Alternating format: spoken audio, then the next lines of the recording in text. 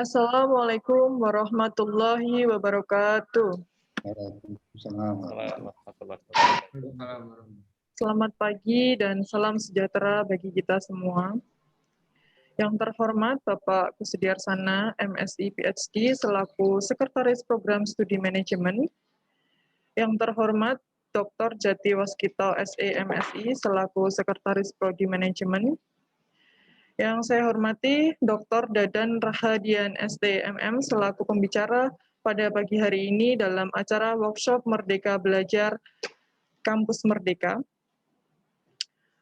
Dan yang saya cintai Bapak Ibu dosen selaku peserta dalam acara workshop pada pagi hari ini.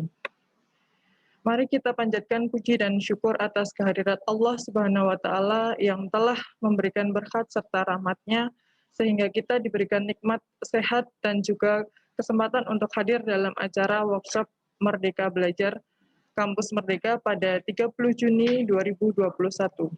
Saya Ayu Setiawan selaku Master of Ceremony pada acara pagi hari ini akan membacakan susunan acara. Acara yang pertama adalah pembukaan, kemudian sambutan. Yang ketiga adalah acara inti, yaitu penyampaian materi oleh Bapak Dadan. Acara yang keempat yaitu diskusi, dan acara terakhir yaitu penutup. Langsung saja, Pak. Langsung saja untuk acara pertama yaitu pembukaan. Mari kita buka acara pada pagi hari ini dengan bacaan basmalah bersama-sama. Bismillahirrahmanirrahim. Untuk acara yang kedua yaitu sambutan. Sambutan akan disampaikan oleh Dr. Jati Waskito. Untuk Bapak Jati Waskito, saya persilahkan. Ya, terima kasih kesempatan yang diberikan kepada saya. Assalamualaikum warahmatullahi wabarakatuh. Yang terhormat Bapak Dr. Dadan Rahadian, STMM, pimpinan Universitas, Fakultas, dan rekan-rekan dosen dan peserta semuanya. Di sini saya mewakili Bapak Imron Nudin, PhD, karena saya tahu beliau sedang dalam keadaan tidak sehat. Kita doakan bersama-sama supaya beliau segera sehat dan segera bisa beraktivitas kembali.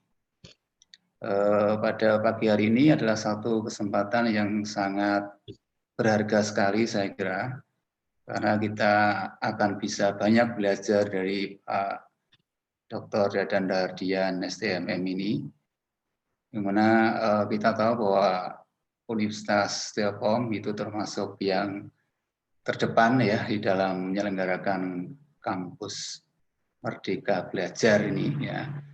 Dan perlu Bapak dan saudara sekalian ketahui bahwa sebenarnya dari Prodi Manajemen FEB UMS mungkin 1 tahun yang lalu ya kita sudah sempat ke Universitas Telkom ya untuk belajar studi banding di sana tentang kurikulum kampus Merdeka ini. Kemudian kita juga ke Jakarta dan ke IPB juga yang sama semuanya dalam rangka untuk belajar ini. Memang perkembangan sekarang ini bahwa kalau dulu kampus itu menjadi tempat belajar bagi mahasiswa dan dosen dengan tatap muka secara langsung, di mana program belajar ini tentunya menjadikan dosen itu menjadi sumber informasi satu-satunya, sehingga dianggap bahwasanya mahasiswa itu kurang banyak atau mendapatkan kemerdekaan ya untuk belajar apa yang sebenarnya mereka inginkan ya. Sehingga kemudian Mas Menteri membuat satu ide kampus Merdeka Belajar ini, yang mana kata Pak Nadiem Makarim ini adalah untuk memberi kebebasan dan otonomi kepada lembaga pendidikan dan merdeka dari birokratisasi ya. Kemudian dosen dibebaskan dari birokrasi yang berbelit, serta mahasiswa diberikan kebebasan untuk memilih bidang yang mereka sukai.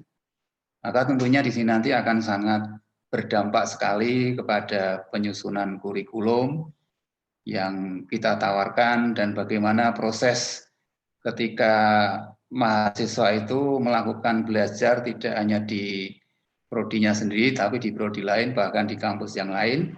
Tentunya di sini nanti akan sangat banyak sekali penyesuaian-penyesuaian kurikulum yang harus kita lakukan. Dan saya kira nanti Bapak Dadan Rahardian akan bisa banyak memberikan masukan pembelajaran kepada kita, yang mana di universitas beliau juga sudah dilakukan dengan sangat baik, dan mudah-mudahan waktu yang sangat mepet, yang sangat singkat ini kita akan bisa korek yang sedalam-dalamnya, dan mudah-mudahan ini bisa memberikan manfaat bagi kita semuanya, sehingga kita tidak tertinggal, bahkan bisa menjadi salah satu program studi yang betul-betul bisa menerapkan Merdeka Belajar sebagaimana yang dikehendaki. Sekali lagi terima kasih kepada Bapak Dr. Dadan Rahardian, STMM, telah berkesempatan untuk memberikan satu sharing pembelajaran yang sangat bermanfaat, dan ini sungguh-sungguh kita sangat butuhkan sekali, karena memang kita belum atau baru dalam rangka untuk menuju kepada arah ke sana, bagaimana cara menyusun kurikulumnya, bagaimana nanti proses mahasiswa dari satu prodi ke prodi lain untuk belajar, berapa porsi mereka, dan belajarnya itu di prodi mana saja yang diperbolehkan, dan lain-lain.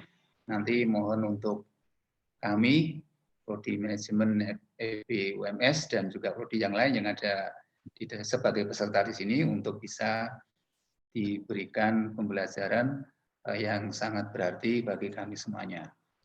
Terima kasih sekali lagi, mohon maaf apabila ada nanti hal-hal yang kurang berkenan dalam penyelenggaraan ini. Demikian dari saya selaku pimpinan prodi FEB Manajemen UMS.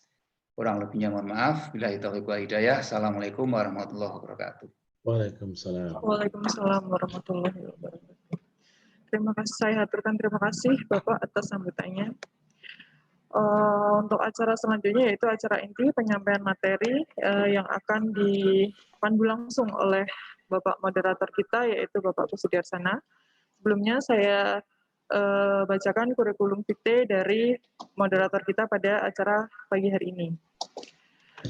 Nama yaitu Bapak Kusudiarsana, MSc PhD, tempat tanggal lahir Yogyakarta 19 Juli 1973, alamat Langenharjo RT 5 RW 2 Grogol Sukoharjo.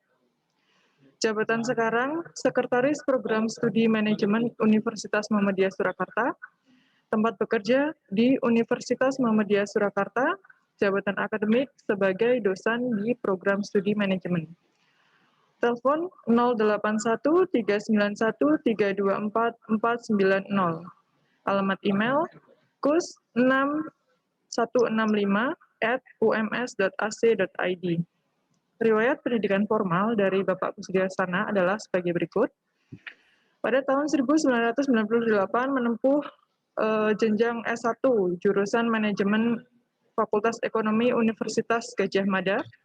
Pada tahun 2004 menempuh pendidikan Magister Sains dan Doktor Ekonomi dan Bisnis di Universitas Gadjah Mada, dan pada tahun 2017 menempuh pendidikan doktor di School of Business Charles Darwin University. Sekian kurikulum vitae dari Bapak moderator yaitu Bapak Kusudiarsana. Untuk Bapak Kusudiarsana saya persilakan untuk memandu acara selanjutnya. Terima kasih. Terima kasih Pak Ayu yang telah memberikan kesempatan pada saya. Assalamualaikum.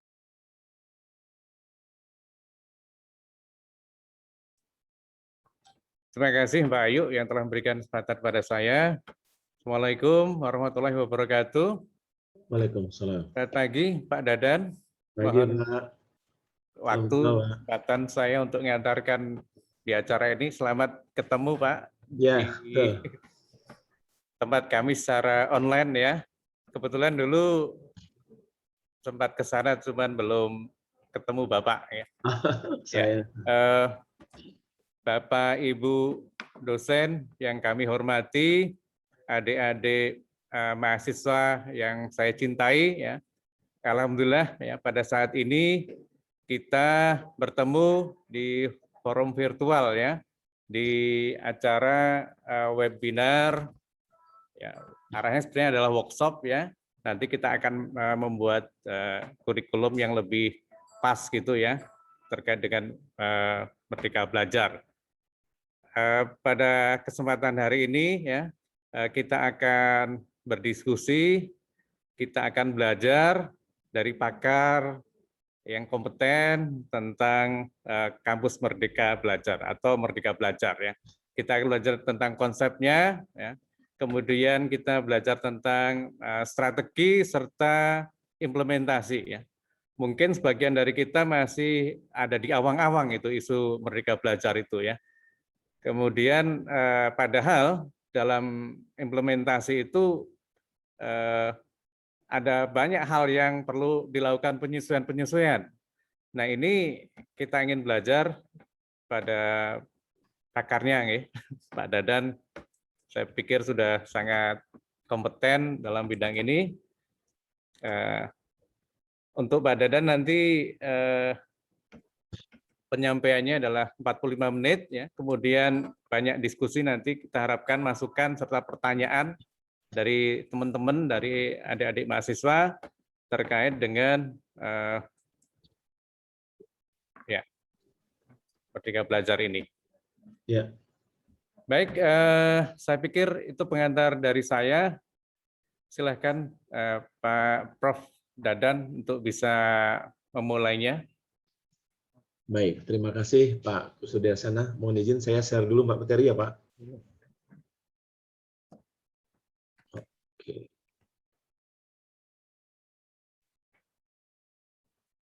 Sudah terlihat Pak Kusudiarsana? Sudah Pak. Suara saya cukup terdengar bagus Pak? Kurang keras sedikit ya. Oh, kurang keras ya. Sudah cukup terdengar Bapak Ibu? Ya. Baik, terima kasih. Assalamualaikum warahmatullahi wabarakatuh. Yang saya hormati Bapak Ibu pimpinan Fakultas Ekonomi dan Bisnis Universitas Muhammadiyah Surakarta, yang saya hormati tadi diwakili oleh Pak Jati, salam kenal Pak Jati. Jadi kemudian yang saya hormati juga moderator Bapak Kusudiarsana, salam kenal sekali lagi Pak Kusudiarsana. Jadi iya, saya hari ini diminta untuk menyampaikan terkait dengan Merdeka Belajar Kampus Merdeka. Mungkin nanti lebih banyak diskusi ya Pak Kusudiarsana ya, karena biasanya ini sebenarnya sih tidak terlalu banyak aspek-aspek yang berkaitan dengan kurikulum ini, hanya masalah mindset kalau menurut kami. Jadi di awal mohon izin saya menyampaikan substansinya, karena sampai sekarang masih ada orang yang berpikir program Merdeka Belajar ini program musiman, katanya nanti ganti menteri, ganti kebijakan. Jadi saya kira kita perlu melihat substansinya ya Bapak Ibu sekalian. Jadi Merdeka Belajar Kampus Merdeka punya substansi yang sangat bagus untuk kurikulum kita tentunya. Hampir setengah abad yang lalu Bapak Pendidikan kita, Bapak Kiai Haji Dewantara telah memberikan satu statement yang sangat kuat ya, bagaimana kita sebagai pendidik ya untuk memberikan kemerdekaan buat mahasiswa. Menurut beliau, anak-anak hidup dan tumbuh sesuai kodratnya sendiri. Pendidikan hanya dapat merawat dan menuntun tumbuhnya kodrat itu. Jadi kemudian dilanjutkan dengan adanya budi pekerti, tiap manusia berdiri sebagai manusia merdeka, berkepribadian yang dapat memerintah atau menguasai diri sendiri. Jadi saya kira esensinya adalah itu adalah tujuan pendidikan ya dalam garis besarnya menurut Kiai Haji Dewantara. Artinya kita sebagai insan pendidikan bagaimana memberikan kemerdekaan berpikir buat mahasiswa, kemerdekaan untuk bisa memilih masa depannya. Nah, ini menjadi satu tantangan juga buat kita dalam rangka untuk mengevaluasi kurikulum, apakah sudah memberikan satu pilihan-pilihan yang terbaik buat mahasiswa gitu. Bapak Ibu sekalian, mungkin perlu kita memahami, saya kira ini hanya penekanan saya Bapak Ibu, bahwa saat ini ada banyak perubahan-perubahan di industri yang berkaitan dengan pengembangan teknologi informasi dan komunikasi, gitu ya. Kemudian akibat juga pandemi COVID saat ini, ya, ada banyak sekali sekarang pegawai itu dituntut untuk tidak hanya bekerja seperti apa yang kita pernah lakukan mungkin ya. Jadi seorang pegawai sekarang ya harus memiliki banyak kemampuan ya berkaitan dengan pengelolaan IT-nya ya. Kemudian juga berkaitan dengan bagaimana mereka berinteraksi dengan lingkungan. Jadi budaya pegawai saat ini saya kira sudah sangat berbeda dengan budaya pegawai-pegawai sebelumnya ya, di mana sekarang hidup di zaman yang tidak lagi sering bersentuhan, jadi touchless ekonomi katanya ya, yang banyak ditunjang oleh teknologi-teknologi yang sifatnya digital. Ya. Kemudian fisikal juga sifatnya hanya untuk menjadi antara dalam rangka penyampaian produk dan jasa. Bapak Ibu sekalian, sekarang juga perusahaan juga semakin efisien. Ada banyak otomasi, ada banyak perubahan-perubahan di dalam bekerja. Banyak orang sekarang bekerja dari rumah. Ya. Ini akan menjadi tren-tren di masa depan. Ada banyak perubahan-perubahan di lingkungan industri dan juga aspek-aspek yang berkaitan dengan manajemen. Kebetulan saya juga dari Fakultas Ekonomi Bisnis, Ekonomi dan Bisnis. Kemudian saya juga di program studi Magister Manajemen. Jadi saya kira kita punya kesamaan bagaimana harus melihat aspek-aspek manajemen yang menyangkut pengelolaan sumber daya, pengelolaan keuangan, pengelolaan operasional, pengelolaan strategi dan sebagainya yang harusnya bisa melihat aspek-aspek itu. Ya. Yang memang yang jadi pertanyaan adalah seberapa cepat kurikulum kita mampu mengabsorpsi kecepatan perubahan di lingkungan industri, kecepatan perubahan dari lingkungan society-nya tentunya.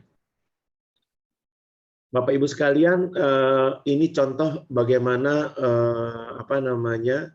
perkembangan yang diakibatkan oleh karena teknologi informasi, karena faktor-faktor global dan juga karena adanya pandemik ya. Di tahun 2020 sampai 2030 nanti ya akan banyak diakibatkan oleh 3 aspek tadi ya.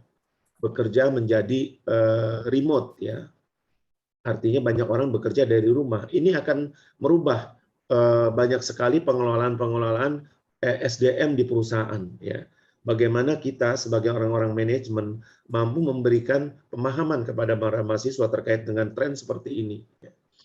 Kemudian sekarang juga lingkungan kerja cenderung memperhatikan higienitas ya. Bagaimana kalau kita masuk ke dalam restoran sekarang, ke dalam rumah makan, ke dalam penjual-penjual bakery misalnya, ada banyak sekali SOP-SOP baru. Kemudian pengangguran akibat daripada tumbuhnya industri yang cepat seperti itu juga ya. Kemudian dan banyak sekali, jadi saya kira mungkin saya tidak akan fokus bagaimana akibat-akibat yang ada di industri ini. Tapi Bapak Ibu sekalian, ini menjadi satu perhatian kita. Bagaimana kita membekali mahasiswa untuk bisa hidup di zaman yang sudah sangat berubah, gitu ya. Ini ada beberapa faktor yang juga berpengaruh terhadap skill ya, keterampilan yang dituntut oleh alumni-alumni kita tentunya ya. Di 2020 ya ada banyak tadi berkaitan dengan COVID, berkaitan dengan industri dan umum dan sebagainya, yang semuanya di tahun 2030 akan berubah menjadi sangat otomasi sekali, Bapak Ibu sekalian. Bahkan layanan juga akan bersifat sangat customize ya.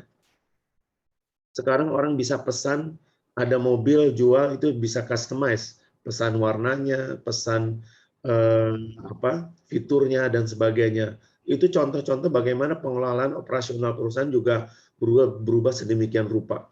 Nah, Bapak Ibu sekalian, seberapa banyak kita juga bisa membekali kepada mahasiswa aspek-aspek seperti ini? Mungkin tidak seluruhnya, minimal ada awareness, minimal ada kesepahaman, sehingga ketika mereka masuk ke dalam industri yang sangat tinggi, aspek robotiknya misalnya, chatbotnya, kemudian smart infrastrukturnya, kemudian juga yang berkaitan dengan jasa yang kustomisasi, bagaimana kita bisa membuat mahasiswa kita juga adaptif terhadap perubahan-perubahan lingkungan seperti itu. Ada juga banyak hal-hal yang katanya sekarang dibutuhkan ya. Mahasiswa pegawai sekarang dituntut bersifat kolaboratif ya. Bagaimana kita mendorong mahasiswa untuk terus belajar yang sifatnya kolaboratif misalnya ya. Kemudian juga ada berkaitan dengan IoT misalnya robotic designer dan sebagainya. Big data pun menjadi salah satu tema-tema yang sekarang banyak sekali masuk kepada aspek-aspek manajemen. Nah, ada banyak Bapak Ibu sekalian ya, hal-hal yang dapat berimplikasi kepada pendidikan tentunya ya. Hampir semua sektor menuntut adanya adaptability ya. Mahasiswa dituntut untuk future thinking katanya, berorientasi masa depan ya, bisa mengelola perubahan. Kemudian juga ada banyak sekali yang berkaitan dengan cyber security. Hampir sekarang perusahaan-perusahaan juga berkaitan dengan hal-hal tersebut ya. Entrepreneurial skill bukan lagi sesuatu yang sifatnya spesialisasi. Hampir semua orang juga dituntut entrepreneurial skills-nya sehingga akan bisa melakukan perubahan-perubahan yang radikal mungkin terhadap bisnisnya sehingga dia mencari peluang-peluang baru dalam rangka terus meningkatkan bisnisnya. Kemudian UI UX juga itu juga banyak diharapkan seperti itu. Big data, artificial intelligence dan sebagainya. Nah, ini saya kira Bapak Ibu sekalian hal-hal juga yang perlu dipertimbangkan sebagai sebuah program studi manajemen. Aspek-aspek ini apa yang akan kita absorb supaya bisa memberikan pembelajaran buat mahasiswa sehingga ketika mereka terjun ke dalam industri mereka setidaknya memiliki awareness, mereka memiliki pemahaman gitu ya, atau bahkan memiliki pengalaman dalam beberapa waktu katakanlah mereka berinteraksi dengan industri. Nah, sebagai contoh mungkin ya kebetulan saya juga mengajar mata kuliah financial management Bapak Ibu sekalian gitu ya. Ini sebagai contoh saja. Ada banyak sekali perubahan-perubahan sekarang ya. Ada yang namanya finance factory ya. Transaksi itu sekarang touchless ya. Semua berawal dari gadget, semua berawal dari iPad dan sebagainya. Langsung masuk ke dalam sistem SAP katakanlah seperti itu ya. Kemudian peran keuangan juga berubah sedemikian rupa ya. Ada banyak otomasi, ada banyak bagaimana finance ini sangat dibutuhkan oleh industri. Kemudian siklus keuangan juga sekarang tidak lagi bicara periodenya tidak bicara setahun atau triwulan, bahkan mungkin harian. Ada juga yang detikan ya. Jadi Bapak Ibu sekalian, ini akan merubah bagaimana kita memahami laporan keuangan itu sebagai contoh ya. Kemudian layanan yang sifatnya self-service ya. Kalau kita semua mendasarkan akuntansi yang sifatnya tradisional mungkin akan sulit ya, misalnya kita memahami bagaimana aspek menghitung cost and benefit dari satu jasa ya kalau masih sistem perhitungan kita adalah tradisional ya. Kemudian model operasi dari satu bisnis juga sekarang berubah sangat signifikan ya. Semua sifatnya multi channel, omni channel ya. Ada yang menggunakan resources tertentu misalnya untuk bisa mendeliver layanannya kepada pelanggan gitu. Nah, ini juga akan merubah sistem pelaporan, sistem operasional dan sebagainya. ERP juga menjadi satu kata kunci juga, bagaimana kita mengolah sumber daya yang bisa meningkatkan value daripada perusahaan. Data sekarang sifatnya tidak terstruktur. Ada banyak data-data yang tidak struktur, ya, merupakan data-data yang kita bisa ambil dari medsos, katakanlah, bagaimana kita memahami data-data itu, ya, untuk diambil menjadi bahan keputusan misalnya. Seberapa jauh kita memberikan perspektif itu kepada mahasiswa dalam rangka untuk memahami industri secara lebih cepat, ya. Kemudian angkatan kerja dan tempat kerja juga sekarang berubah sangat drastis gitu ya. Dalam 1,5 tahun ini banyak perusahaan sudah membuktikan bahwa orang bisa bekerja dari rumah, orang bisa bekerja dari mana saja. Yang harus dilakukan adalah bagaimana memastikan achievement ya tentunya gitu. Ini juga pasti akan merubah bagaimana sistem remunerasi, bagaimana sistem benefit, payroll, termasuk juga bagaimana sistem SDM di dalam satu perusahaan. Bagaimana kita mengakomodir ini semua di dalam kurikulum program manajemen misalnya, Bapak Ibu sekalian.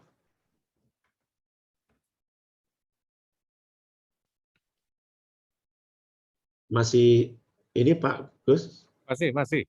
Oke, baik. Khawatir hilang saya, Pak. Iya, masih. Kita menyimak. Oke, baik. Nah, ini saya kira esensi dari Merdeka Belajar Kampus Merdeka yang diturunkan oleh Kemendikbud dan Ristekdikti ke dalam Permendikbud 3 tahun 2020 berkaitan dengan Merdeka Belajar Kampus Merdeka, ya. Nah, Bapak Ibu sekalian, tujuan dari Merdeka Belajar Kampus Merdeka adalah meningkatkan kualitas dan relevansi lulusan program sarjana dan sarjana terapan tentunya melalui 8 kegiatan yang sudah didefinisikan. Ada pertukaran pelajar, magang, asistensi mengajar, penelitian, proyek kemanusiaan, kegiatan kewirausahaan, studi atau proyek independen, mengembangkan desa, dan KKN tematik. Nah, Bapak Ibu sekalian, 8 ini bukan sesuatu hal yang baku. Jadi artinya boleh saja kalau universitas memiliki kebijakan dalam rangka untuk meningkatkan kualitas dan relevansi lulusan program sarjananya. Kemudian untuk mendukung Permendikbud 3 2020 terkait dengan Kampus Merdeka Belajar ini, pemerintah juga telah mengeluarkan Permendikbud nomor 754 tahun 2020 berkaitan dengan indikator kinerja utama, ya. Nah, ini sekarang hampir setiap hibah selalu ditanya apakah perguruan tinggi, apakah prodi sudah menyasar indikator kinerja utama itu, ya. Ada 8 juga. Yang pertama, lulusan mendapat pekerjaan yang layak. Yang kedua, mahasiswa mendapat pengalaman di luar kampus. Jadi 2 hal ini berkaitan dengan aspek mahasiswa, Bapak Ibu sekalian. Jadi prodi tidak lagi ditanya berapa cepat mahasiswa mendapatkan pekerjaan, tapi apakah pekerjaannya layak. Bahkan kalau kita lihat detailnya sampai kepada standar gajinya, ya. Mahasiswa mendapat pengalaman di luar kampus, ya. Ini juga salah satu dari indikator kinerja utama. Nanti ke depan di PDDikti itu pelaporan mata kuliah mana yang akan masuk ke dalam MBKM itu juga nanti ada pilihannya, Bapak Ibu sekalian, gitu. Karena ini memang pemerintah sangat kuat bagaimana untuk memberikan kemerdekaan belajar buat mahasiswa. Lalu yang berikutnya 3, ada aspek yang berkaitan dengan dosen. Dosen berkegiatan di luar kampus, ya. Jadi dosen dituntut untuk sebagai fasilitator katanya, atau dosen penggerak, ya. Dosen yang membawa mahasiswa keluar kampus, mengenal industri, mengenal komunitas, ya, memberikan ilmu-ilmu baru yang mungkin tidak ada di bangku kuliah, gitu Bapak Ibu sekalian. Jadi ini diharapkan yang sifatnya 2 arah. Jadi bagaimana mahasiswa ingin bisa mendapatkan pemahaman wawasan keluar, kalau dosennya juga tidak punya wawasan keluar, kira-kira seperti itu. Kemudian IKU yang keempat adalah pemerintah juga mendorong adanya praktisi mengajar di dalam kampus, ya. Ini supaya aspek-aspek industri juga masuk ke dalam sistem pengajaran. Kemudian dosen juga dituntut untuk mengeluarkan hasil karya yang direkognisi oleh masyarakat, ya, atau juga mungkin internasional. Kemudian ini adalah 3 aspek berkaitan dengan dosen. 3 aspek terakhir berkaitan dengan program studi, yaitu program studi bekerja sama dengan mitra kelas dunia, kelas yang kolaboratif dan partisipatif. Jadi kita juga dituntut untuk bagaimana mendorong mahasiswa itu belajar yang sifatnya case based atau team based, ya, team based project gitu. Dan kemudian yang terakhir adalah program studi berstandar internasional. Ya. Jadi Bapak Ibu semua, Merdeka Belajar Kampus Merdeka dan IKAU itu ditujukan dalam rangka meningkatkan mutu dan relevansi perguruan tinggi agar dapat berkontribusi dalam meningkatkan daya saing bangsa.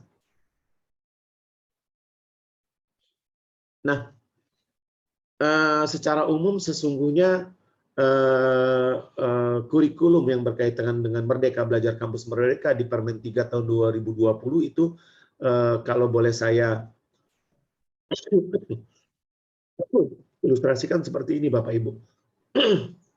Jadi mahasiswa boleh tetap mengikuti seluruh proses pembelajaran dalam program studi pada perguruan tinggi sesuai masa dan beban belajar. Artinya Bapak Ibu sekalian, yang biru ini merupakan modus kurikulum tradisional, ya, bukan Merdeka Belajar, ya. Kalau boleh saya namakan itu kurikulum yang tradisional, ya. Artinya bahwa kurikulum yang ada silakan saja bisa tetap berjalan Bapak Ibu sekalian, dan mahasiswa boleh saja ketika mereka katakanlah mungkin tidak punya preferensi, tidak punya kemampuan memilih, mereka akhirnya memilih sesuai apa yang diberikan oleh program studi, ya. Jadi kalau ini sifatnya adalah à la carte gitu ya, mungkin kalau di restoran gitu ya, sudah ditakar gitu ya. Kemudian yang di kanan mengikuti proses pembelajaran di dalam program studi untuk memenuhi sebagian masa dan beban belajar, dan sisanya mengikuti proses pembelajaran di luar program studi. Paling sedikit 4 semester merupakan pembelajaran di dalam program studi. Artinya apa Bapak Ibu sekalian? Prodi boleh memiliki mata kuliah inti program studi hanya sekitar 4 semester atau setara dengan 80 SKS. Sisanya sebanyak 3 semester bisa diambil di luar prodi, ya, atau setara dengan sekitar 60 SKS, ya. 20 SKS pembelajaran di luar prodi pada perguruan tinggi yang sama. Jadi katakanlah mahasiswa manajemen di UMS ini ada yang ingin mempelajari coding, ya. Bisa saja Pak mempelajari coding, lalu dia ngambil mata kuliah tersebut di program studi informatika misalnya di dalam Universitas UMS itu, ya. Nah, kenapa mereka ngambil itu? Mungkin mereka punya preferensi, mungkin mereka punya alasan. Misalnya mereka ingin menekuni bisnis yang berkaitan dengan digital startup company misalnya, ya. Ada mahasiswa kami, mahasiswa manajemen perempuan, ya. Dia itu kebetulan lahir di keluarga nelayan. Karena setiap hari dia ngelihat orang tuanya pergi mencari ikan, pulang dijual ke tengkulak. Begitu setiap hari, ya. Dan itu tidak pernah berubah taraf hidupnya. Sehingga akhirnya dia punya ide untuk bagaimana membuat perusahaan yang bisa mempertemukan antara nelayan dengan pembeli langsung, ya. Dan itu sekarang sudah besar perusahaannya, ya. Ada perusahaannya namanya Aruna, ya. Bapak Ibu sekarang kalau pernah dengar itu, ya. Itu diinisiasi oleh mahasiswa manajemen, ya. Itu karena dia tadi memiliki perspektif, memiliki preferensi bagaimana ingin membangun startup digital company. Kalau tidak diinisiasi dengan mata kuliah yang berkaitan, mungkin dia tidak akan sampai ke sana. Kebetulan di kami program studi manajemen itu juga namanya bagi manajemen bisnis telekomunikasi dan informatika. Jadi mereka juga belajar beberapa aspek berkaitan dengan teknologi informasi dan komunikasi, sehingga hal itu membuat mereka sedikit tidak terlalu awam. Ya. Nah, Bapak Ibu sekalian, ini tadi ya paling sedikit 4 semester. Artinya kalau saat ini masih 5 semester karena proses transisi nggak ada masalah juga. Tapi yang pasti Permen ini memberikan hak kepada mahasiswa untuk belajar di luar prodi di perguruan tinggi yang sama atau di luar perguruan tinggi, bisa di prodi atau di industri. Nah ini ketika kita bicara hak, maka secara undang-undang kita harus memberikan hak itu kepada mahasiswa. Hanya memang menjadi masalah nanti bagaimana kita bisa menyelaraskan kegiatan-kegiatan belajar tadi, ya, belajar di luar itu dengan kurikulum prodi tentunya. Nah, tadi ya, berarti ini Bapak Ibu ya, ini adalah opsi gitu. Jadi mahasiswa itu bisa mengikuti kurikulum yang belajar seutuhnya di prodi atau sebagiannya belajar di luar prodi. Bisa di prodi lain di dalam perguruan tinggi atau di prodi lain di luar perguruan tinggi atau di industri atau di komunitas tertentu. Ya, esensinya seperti itu. Nah, sesederhana itu Bapak Ibu sekalian yang namanya Merdeka Belajar Kampus Merdeka. Nah, pengalaman kami kalau di Telkom University ada beberapa tantangan MBKM. Yang pertama adalah zona nyaman kurikulum lama. Jadi sulit sekali mendorong prodi-prodi untuk menyesuaikan kurikulumnya dengan kurikulum Merdeka Belajar Kampus Merdeka. Karena kurikulum Merdeka Belajar Kampus Merdeka ini kurikulum yang sifatnya adaptif, sifatnya fleksibel, mengikuti perkembangan industri. Ya, jadi bisa jadi kalau saya sering sampaikan ya, kalau saya ibaratkan rumah makan, jadi kurikulum Merdeka Belajar itu seperti rumah makan Padang gitu loh ya. Mahasiswa itu bisa memilih apa yang mereka mau. Berdasarkan preferensi mahasiswa, kita bisa mengurangi atau menambah menu sesuai dengan preferensi mahasiswa atau juga sesuai dengan perkembangan industri.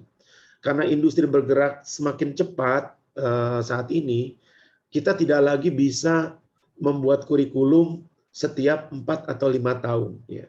Kurikulum di kami sekarang bisa direview tiap semester atau tiap tahun. Ya.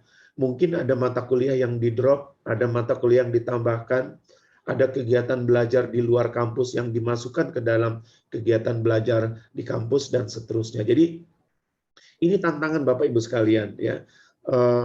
Tidak mudah tadi mendorong prodi untuk bisa memampatkan mata kuliah mata kuliah inti program studi menjadi 4 semester misalnya, menjadi 80 SKS.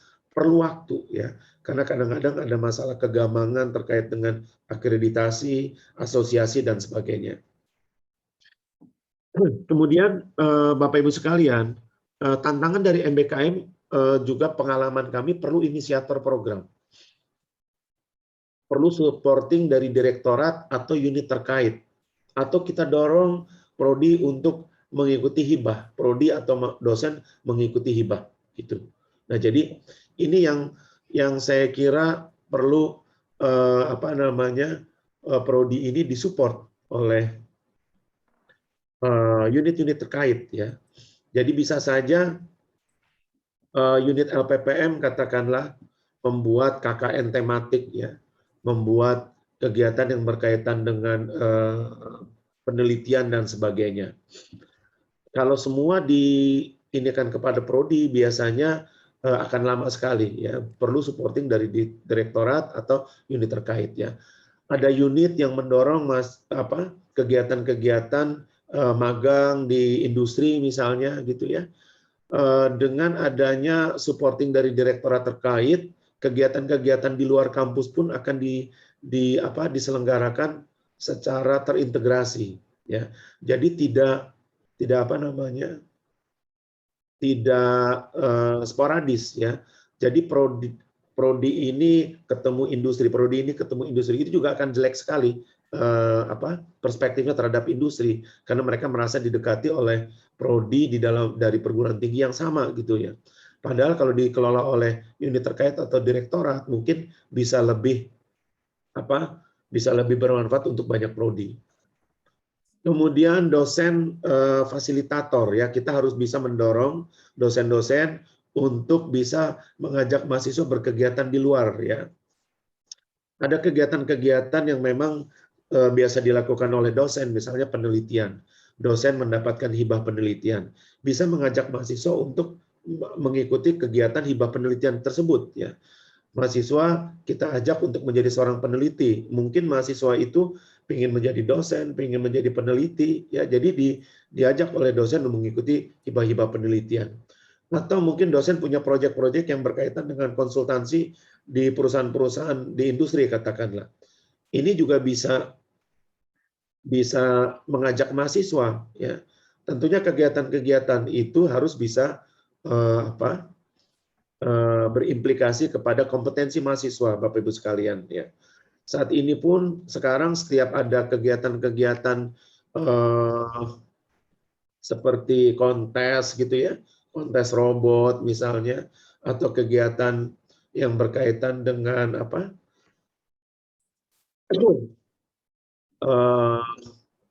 kontes misalnya kalau di manajemen tuh case study misalnya ya, itu bisa juga kita jadikan seperti project independen ya, atau studi independen ya, menjadi yang difasilitasi oleh dosen. Kemudian credit earnings ya, ini juga harus jelas Bapak Ibu sekalian ya. Jadi kalau mahasiswa berkegiatan di luar kampus, berapa kredit yang akan kita berikan gitu ya. Jadi kadang-kadang seperti kemarin kami mengikuti program Bangkit ya. Mahasiswa ikut kegiatan yang diselenggarakan oleh Gojek, Tokopedia dan Google ya. Itu mempersiapkan mahasiswa untuk menjadi talent-talent digital gitu ya. Nah, itu semuanya bernilai 20 SKS. Tentunya kita juga harus membuat rancangan pembelajaran yang berkaitan dengan kegiatan-kegiatan mereka belajar tadi, supaya jelas bagaimana kegiatan itu akan dilaksanakan. Kemudian tantangan berikutnya juga adalah terkait capaian pembelajaran lulusan. Ini seringkali prodi atau fakultas juga banyak mempermasalahkan ini gitu ya. Karena seorang mahasiswa akuntansi ngapain katanya belajar coding, katakanlah seperti itu ya. Nah, ini harus memang sedikit direvisi kurikulumnya Bapak Ibu, berkaitan dengan CPL misalnya ya, membuat pendekatan-pendekatan ada sub CPL yang berkaitan dengan kemampuan secara umum yang berkaitan dengan perubahan-perubahan di industri. Kemudian seringkali kegiatan di industri, kegiatan di masyarakat yang diikuti oleh mahasiswa dalam kegiatan MBKM ya, itu waktu pelaksanaannya tidak sama dengan waktu pelaksanaan perkuliahan. Jadi ketika sudah registrasi, sudah kuliah, baru muncul ada kegiatan itu. Misalnya muncul tawaran untuk mengikuti kegiatan studi independen, proyek independen, atau tawaran untuk magang dan sebagainya gitu ya. Nah, ini yang seringkali kalau minta mahasiswa registrasi dulu, ini pasti nggak akan ketemu. Sehingga di kami juga memberlakukan yang namanya rekognisi pembelajaran lampau. Jadi katakanlah ada mahasiswa tiba-tiba ikut kegiatan Bapak Ibu, kegiatan yang berkaitan dengan proyek kemanusiaan ya. Mahasiswa ikut kegiatan yang membantu pemerintah dalam rangka menurunkan dampak dari COVID katakanlah. Nah, ini biasanya waktunya tidak bersamaan gitu. Kalau di kami ikut saja, nanti setelah mereka mengikuti kegiatan itu, maka baru akui ya di dalam diregistrasikan gitu ya di semester berikutnya. Kemudian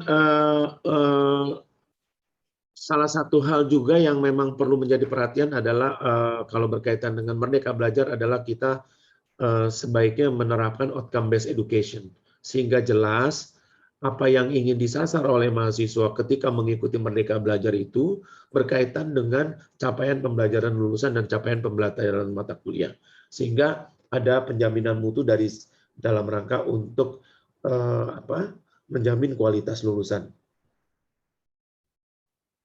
Kasih 15 menit, Prof. Oke. Dadan. Baik, terima kasih. Bapak Ibu sekalian, bagaimana kita mempersiapkan kurikulum MBKM? Ya, ini pengalaman kami. Yang pertama adalah penyesuaian, revisi, atau perubahan pedoman akademik. Jadi kalau memang tidak diperlukan perubahan yang drastis, juga tidak apa-apa. Yang penting adalah ada pedoman akademik yang mengakomodir kegiatan Merdeka Belajar, Bapak Ibu sekalian. Ya, bisa ditambahkan saja sub-sub pasalnya, katakanlah berkaitan dengan beberapa aspek. Ya, yang pertama adalah masalah fleksibilitas dan adaptif. Bagaimana kurikulum di Prodi bisa mengakomodir perkembangan industri dan sifatnya inter, multi, dan transdisiplin, ya, dan juga bagaimana bisa memberikan pembelajaran yang sifatnya blended learning. Ya, jadi kadang-kadang sulit Bapak Ibu sekalian, kami misalnya punya program internship. Mahasiswa internship selama 6 bulan itu bisa kami hargai 9 SKS per semester, 9 sampai 20 SKS per semester. Kalau mereka mengambil 9 SKS per semester selama 2 semester, jadi semester 7 katakanlah 9 SKS, sisanya mereka masih mengambil mata kuliah. Nah, ini harus bisa dilakukan secara blended learning. Jadi di kami mewajibkan mata kuliah semester 7-8, ini sebagai contoh ya Bapak Ibu, itu bisa diambil secara online semester 7-8. Jadi ketika mereka ikut program internship, mereka tetap bisa mengikuti kuliah secara online. Jadi blended learning itu sifatnya bisa tadi yang multi waktu atau multi mata kuliah gitu ya. Kemudian di dalam pedoman akademik juga memuat ruang lingkup kegiatan belajar MBKM. Ya, jadi sebenarnya beberapa kegiatan MBKM di dalam kurikulum tradisional saya kira sudah ada ya. Ada magang, ada kerja praktek. Yang diperlukan adalah bagaimana penekanan daripada kualitas dan kuantitasnya. Kemudian yang berkaitan dengan masa dan beban belajar MBKM.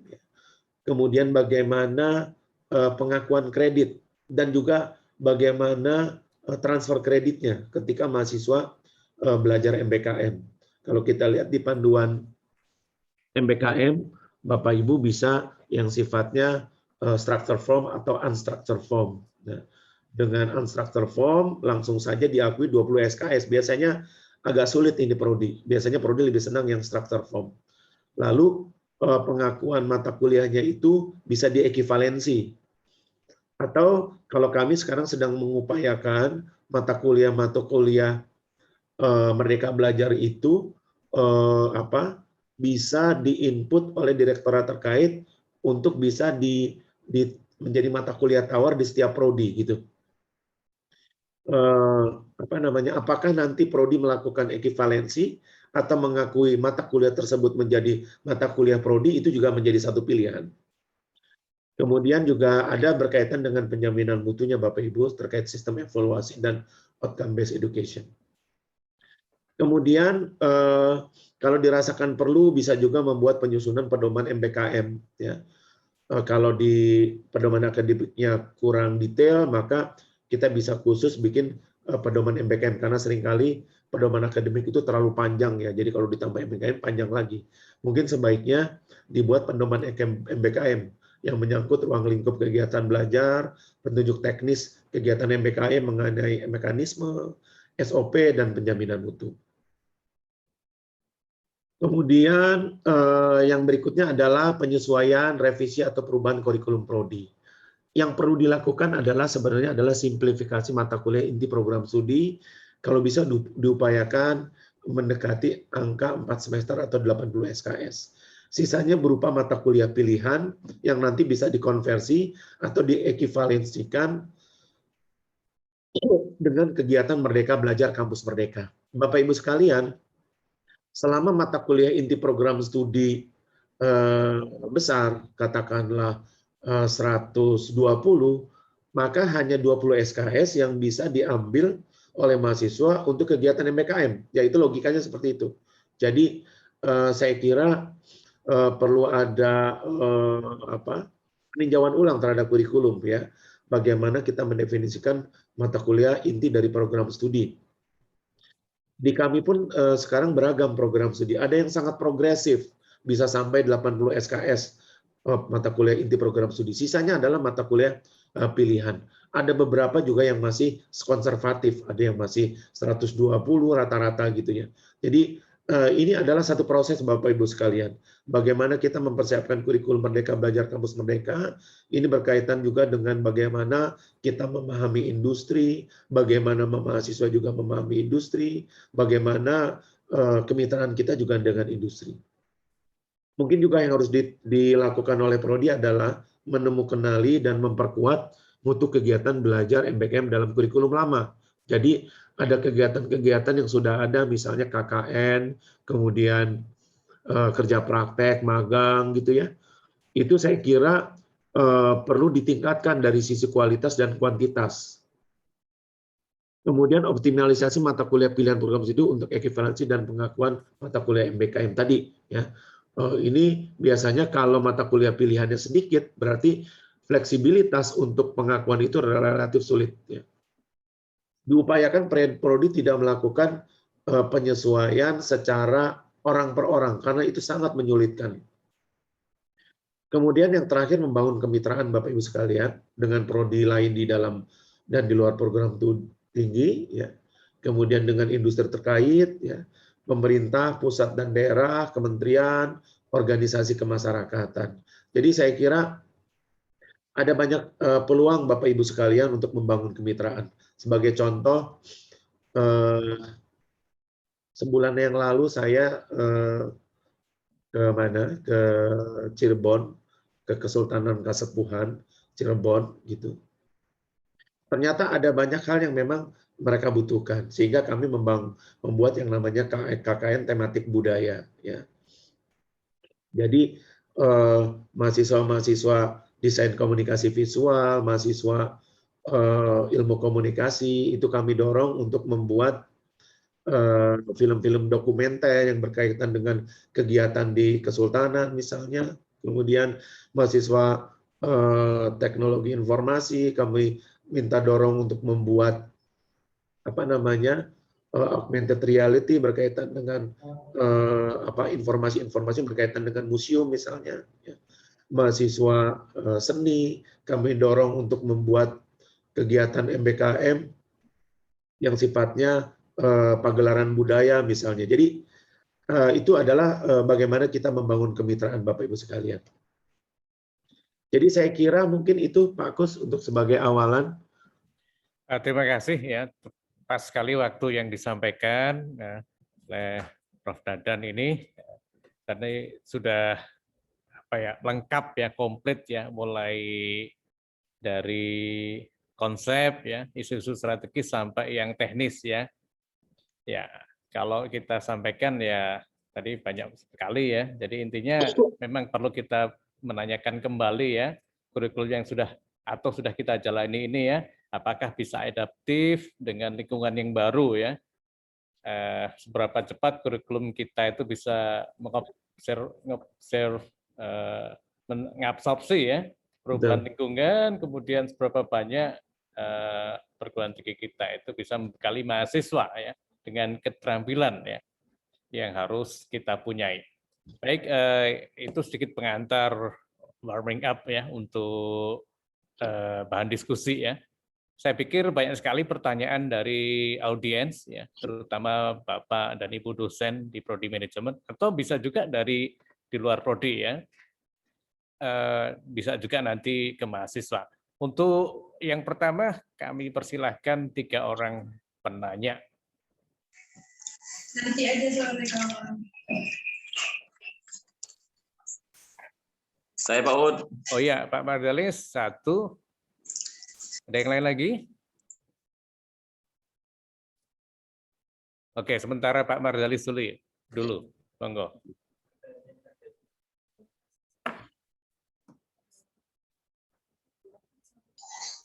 Ya, oke. Terima kasih.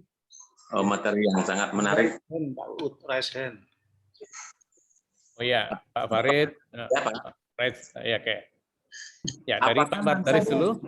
Memilih pada universitas yang ada kerjasamanya dengan universitas, apa ditandai dengan harus ada MOU, atau juga mahasiswa bebas memilih. Itu yang pertama. Kemudian jika bebas memilih, umpamanya pada periode online begini, saya juga tidak yakin semester depan ini masih udah tatap muka. Apakah juga bisa malah memilih yang sekalian coba di luar negeri gitu misalnya? Lalu apa yang harus dilakukan oleh dosen untuk mendampingi? Terima kasih, Pak. Iya. Kita tabung dulu, nggih, Prof. Ya. Dadan. Ya, silakan. Poinnya saya pikir sudah bisa didapat. Kemudian dari Pak Farid, monggo Pak Farid. Ya, terima kasih. Selamat pagi, Pak Dadan. Pagi. Ya, tadi terima kasih atas penyampaiannya. Hanya saya lebih tertarik kepada pembahasan tentang teknis ya, teknis administrasi dari pengelolaan MBKM ini. Jadi yang pertama, ini yang di tingkat S1, itu kan mahasiswa harus menguasai, atau capaian belajarnya itu kan harus menguasai konsep teori dan keterampilan tertentu. Itu kan dalam capaian pembelajaran kita kan seperti itu. Artinya nanti dalam Merdeka Belajar pun juga ini berarti kita harus memahamkan kepada mahasiswa ini bagian mana yang akan meningkatkan penguasaan teori, mana yang keterampilan tertentu seperti magang misalnya ya, ataupun juga bentuk yang riset itu juga mungkin ada di situ ada teknik keterampilan tertentu dalam melakukan riset. Nah, oleh karena itu apakah sudah ada pengalaman dalam memetakan ini di Telkom ya? Apakah sudah ada pemetaan oh ini nanti masuk kategori-kategori peningkatan keterampilan, ini penguasaan teori misalnya itu yang pertama. Yang kedua ini nanti kan ya, itu kan banyak administrasinya yang harus dilakukan oleh pihak kampus itu ya, terutama ketika harus mengkonversi beberapa kegiatan mahasiswa itu yang memiliki kredit learning ya, mempunyai bobot SKS. Itu apakah di Telkom juga sudah memiliki pengalaman dalam hal menentukan bobot ini? Magang-magang yang seperti apa, ataupun kerjasama dengan lembaga mitra yang seperti apa, yang setara dengan 1 SKS, 2 SKS, 3 SKS. Gitu. Terus itu yang kedua.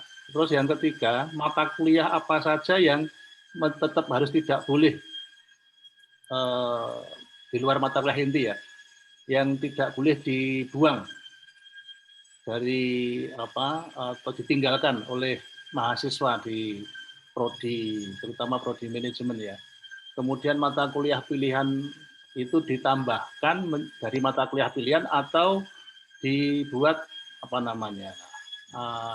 election ataupun elektif ya. Jadi boleh ngambil mata kuliah ini, boleh garing mata kuliah Merdeka Belajar atau di gitu ya. Atau itu dibuat mata kuliah Merdeka Belajar dibuat sendiri, satu box sendiri gitu ya.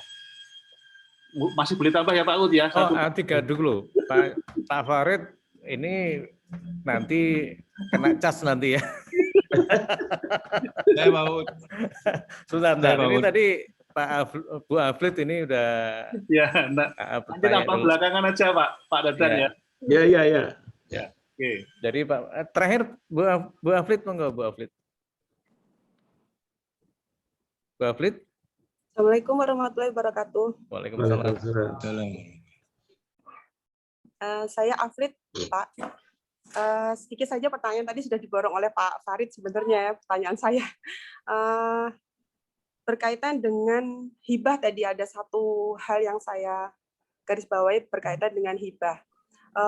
Dari sisi mahasiswa maupun dosen itu punya kesempatan hibah. Apakah Kampus Merdeka ini bisa di-link-kan menggunakan hibah tersebut, kemudian prakteknya gimana di Telkom? Apakah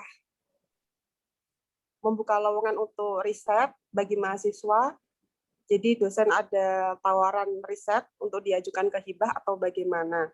Kemudian yang kedua, selama ini karena sudah diterapkan di Telkom, apa saja kendala yang dihadapi oleh mahasiswa? Karena ini hal yang baru ya, bagi kami hal yang baru, sedangkan Telkom sudah menerapkannya. Apa saja kendala umum yang dihadapi oleh mahasiswa dan apa saja yang sudah dilaksanakan oleh Telkom untuk mengatasi hal tersebut?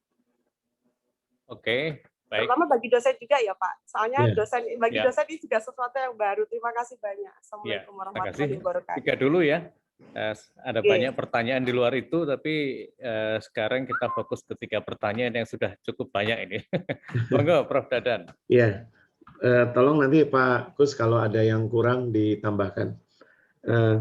Pertama mungkin saya jawab yang Pak Ahmad Mardalis ya. Tadi ketika mahasiswa ingin belajar di prodi lain di luar kampus, tentu memang harus ada kerjasama Pak Mardalis ya. Jadi karena ini menyangkut transfer kredit, belum lagi kalau bicara ini komersial atau tidak. Maksudnya gini, sampai saat ini kami juga masih merancang untuk yang aspek komersial ya. Tapi selain itu semuanya sifatnya resiprokal. Jadi kerjasama pertukaran semacam pertukaran pelajar gitu. Kami menyediakan sekian mata kuliah, yang lain sekian mata kuliah, nanti mahasiswa dari perguruan tinggi saling mengambil gitu Pak Mardalis gitu. Tapi kalau dalam konsep yang lebih terbuka, nanti bisa saja kalau memang ada mata kuliah yang sangat menarik di UMS, mahasiswa lain mengambil, itu tentunya juga jadi pertanyaan. Mahasiswa itu bayar SKS-nya di mana kan Pak? Bayar SKS-nya di universitas asal atau tempat ngambil itu ya. Saya kira ini harus dibicarakan antar universitas ini ya. Kecuali nanti kalau sistemnya di SPADA katakanlah di ICE Institute yang sekarang memang sedang dikembangkan. Jadi kalau di kami Pak, belajar di luar prodi kalau bukan sifatnya resiprokal karena ada hibah dari pemerintah atau ada kerjasama dengan beberapa perguruan tinggi, yang lain itu yang sifatnya sangat selektif. Misalnya mahasiswa pengen belajar mata kuliah tentu di luar prodi, di luar perguruan tinggi. Kalau mata kuliahnya sama, kalau mereka ngambil di prodi lain, di perguruan tinggi lain, kan jadi pertanyaan Pak Ahmad. Berarti kan ada yang salah dengan kurikulum kita Pak. Gitu. Jadi artinya mahasiswa belajar di luar prodi itu harus sifatnya special case. Ya. Misalnya tadi mahasiswa manajemen ingin belajar coding di UMS tidak ada, ngambil di Undip di UGM misalnya gitu Pak Mardalis itu sangat memerlukan rekomendasi daripada dosen pembimbing. Jadi saya kira jangan sampai kita berpikir nanti mahasiswa ngambil di perguruan tinggi lain hanya karena untuk alasan tertentu akhirnya universitas juga kan digembosi itu Pak Mardalis gitu ya. Jadi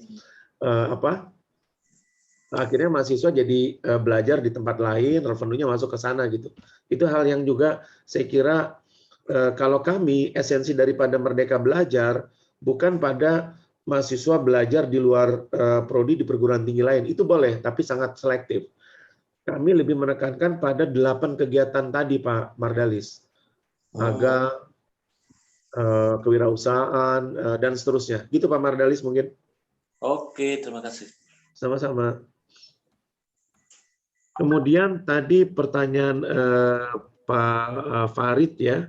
Jadi ini masalah teknis administrasi. Ini juga memang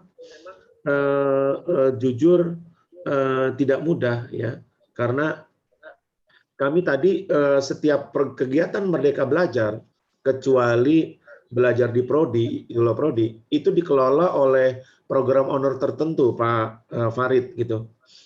Jadi misalnya mahasiswa berkegiatan magang di luar, itu dikelola oleh unit direktorat akademik, Pak.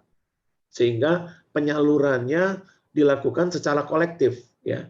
Jadi ketika kami dapat tawaran dari BUMN katakanlah sekian mahasiswa, itu lalu kita diseminasi informasi itu kepada prodi-prodi itu. Kemudian kalau yang berkaitan dengan KKN oleh LPPM, riset oleh LPPM gitu. Kemudian ada yang namanya kewirausahaan oleh Innovation Center. Ada kegiatan riset oleh KK gitu Pak dikelolanya. Jadi secara teknis administrasi ini memang perlu ada kolaborasi antar beberapa unit ya. Pengalaman kami kalau dilakukan sendiri-sendiri oleh prodi tidak akan mendapatkan satu benefit kemitraan, Pak. Tapi kalau dikelola oleh unit tertentu, lalu dia bisa memberikan Merdeka Belajar itu untuk semua prodi yang ada di dalam UMS, itu akan lebih terintegrasi, Pak Farid itu. Secara teknis mungkin itu. Kemudian kami juga membolehkan unit-unit di kampus ini memberikan kegiatan magang, Pak. Misalnya unit SDM, ya, unit keuangan, ya. Selama ini kan ada mahasiswa di-hire untuk tenaga lepas harian gitu. Sekarang itu kami wajibkan kalau ada mahasiswa yang di-hire untuk itu, maka bikin RPS-nya Pak unit terkait itu. Bikin RPS-nya, katakanlah kami punya unit sistem informasi. Sering sekali meng-hire mahasiswa-mahasiswa untuk membuat programming dan sebagainya. Itu sekarang di kami boleh diakui Pak sebagai satu kegiatan Merdeka Belajar di luar prodi yang dikelola oleh unit sistem informasi. Tapi kewajiban unit sistem informasi itu adalah membuat RPS, Pak. Mahasiswa itu kalau belajar di sana 2 SKS itu ngapain gitu loh, Pak? Iya, bagus itu. Ngapain pembelajarannya apa? Bukan cuma disuruh entry gitu loh, Pak Farid gitu. Ya, itu ya. Saya maksud Pak itu betul itu. Ya. Nah, jadi di Rektor Keuangan juga seperti itu, Direktorat Keuangan, Direktorat SDM juga seperti itu. Jadi kami sekarang mendorong direktorat-direktorat itu. Jadi semua kegiatan mahasiswa yang punya relevansi dengan kompetensinya, Pak, mahasiswa akuntansi, manajemen di SDM, di keuangan itu kan punya relevansi ya, Pak Farid ya. Jadi yang kami dorong sekarang mahasiswa juga di samping itu mereka juga dapetin SKS gitu, Pak. Pak, untuk yang itu bisa membuat RPS direktorat-direktoratnya itu mau bersedia? Ya kita paksa, Pak. Jadi tapi direktorat atau prodi itu dibantu oleh ini, Pak, dibantu oleh direktorat akademik, Pak. Kita punya direktorat akademik. Jadi dibantu, tentunya nanti kan rata-rata yang di sana juga kebanyakan kalau di kami dosen juga, Pak Farid gitu. Gitu. Jadi nggak ada masalah juga sih. Tapi kalau ada masalah dibantu oleh teman-teman di direktorat akademik gitu. Biasanya seperti itu, Pak Farid. Nah, kemudian ini nyambung dengan pertanyaan Bu Atlet tadi ya. Maaf, Bu Atlet, mohon maaf, Bu Atlet. Salah satu unit yang memang kita dorong untuk memberikan peluang Merdeka Belajar itu adalah koordinator keahlian, Pak, kelompok keahlian, mohon maaf ya. Saya nggak tahu di UMS kan ada juga kelompok keahlian ya, kepakaran tertentu kan gitu. Nah ini kami dorong mereka untuk membuat yang namanya kami punya program yang namanya program siap kerja. Program siap kerja itu menyiapkan mahasiswa untuk menjadi seorang profesional. Jadi itu kita bilang program siap kerja internship. Itu kita salurkan dia ke BUMN, magang bisa 9 SKS per semester, bisa 2 semester. Jadi bisa 18 SKS. Kalau memang programnya masif dan mahasiswa tidak ada kuliah lagi, bisa 20 SKS per semester. Nah, itu dikelola oleh Direktorat Akademik ya. Jadi menyiapkan mahasiswa kalau ingin jadi profesional, udah magang aja 2 semester di semester 7-8. Jadi diharapkan setelah di akhir semester mereka sekalian nyari proyek untuk tugas akhir dan harapan kami mereka juga di-hire gitulah. Nah, ini itu namanya work ready program wrap internship. Kami juga mendorong untuk tadi Bu Aflid, koordinator keahlian research center itu bikin yang namanya program siap kerja researchship. Jadi menyiapkan mahasiswa untuk menjadi seorang peneliti atau dosen gitu ya.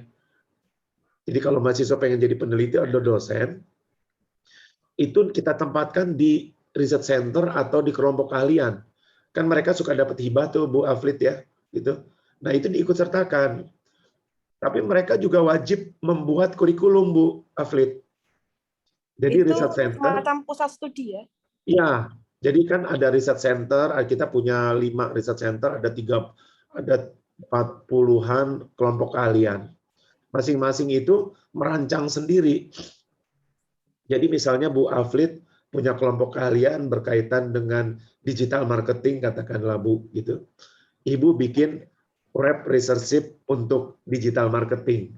Jadi mahasiswa itu dipersiapkan untuk menjadi tenaga peneliti yang handal sebagai peneliti, Bu, gitu.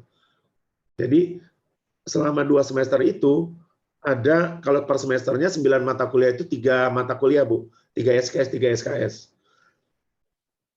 Nah, di situ setiap mata kuliah itu didefinisikan kegiatannya apa. Ya, mungkin ada yang berkaitan dengan penyiapan penyusunan proposal internasional, kemudian hibah dan sebagainya. Tapi tadi mahasiswa itu memang diajak untuk jadi sifatnya adalah tim peneliti junior lah, katakanlah gitu Bu Aflid, bukan sebagai clerical administratif gitu. Jadi Iya. itu contoh Pak. Langsung gitu ya. Betul, betul. Jadi di kami itu yang terakhir itu kami juga punya Bandung Technopark, itu Innovation Center, juga bikin program siap kerja menyiapkan mahasiswa menjadi wirausaha Pak Farid itu.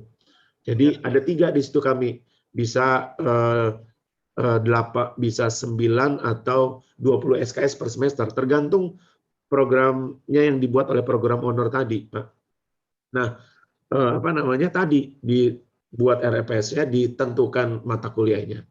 Kadang-kadang mata kuliah itu juga bisa jadi kalau sudah pernah diambil ya diekivalensikan, Pak. Misalnya mata kuliah penelitian tadi ya Bu Aflid ada 3 mata kuliah. Yang 1 mata kuliah itu sebenarnya sama dengan mata kuliah tertentu yang udah diambil di prodi. Ini nggak perlu diambil gitu loh. Yang diambil yang kedua. Jadi kira-kira itulah perlu ada ini. Jadi secara administratif begitu sih Pak Farid. Jadi kami memang mendorong unit-unit terkait ini untuk membantu prodi menyiapkan program-program Merdeka Belajar. Oke.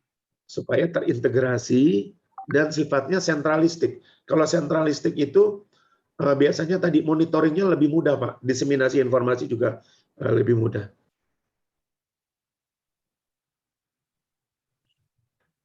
Baik, kemudian, terima kasih. Ya, itu Pak. Masih ada berikutnya untuk pertanyaan dari audiens yang dituliskan. Ini ada dari Pak Salahuddin. Pak Salahuddin masih mengikuti?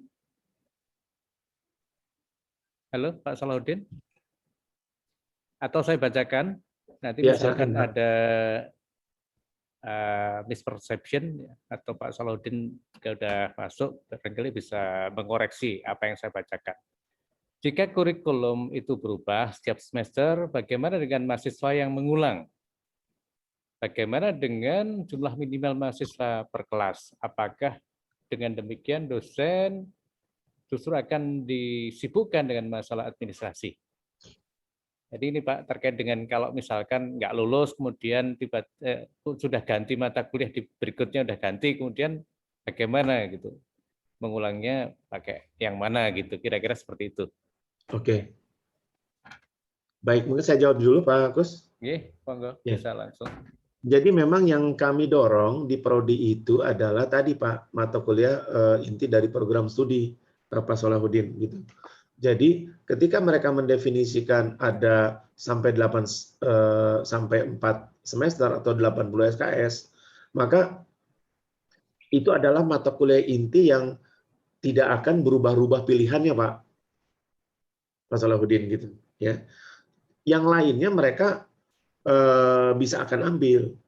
Intinya program Merdeka Belajar ini, apapun yang telah diambil, itu wajib diakui, Pak. Bahkan kami sekarang kalau ada kelebihan SKS, itu kami masukkan di dalam SKPI itu, Pak Salahuddin, Pak Kus, gitu. Jadi, karena misalnya gini, Pak, kemarin itu mereka ada mahasiswa ikut program Bangkit, itu 20 SKS, Pak Kus. Nah, ternyata mata kuliah yang tersisa yang bisa diekvivalensikan di prodi itu hanya 10. Ya 10-nya kita catat di SKPI aja, Pak. Jadi memang mahasiswa juga perlu tahu terkait dengan pilihan-pilihan ini, ya. Jadi selama itu bermanfaat untuk mereka, saya kira tidak ada masalah ketika mengambil lebih dari 144 SKS. Yang penting kan mahasiswa mendapatkan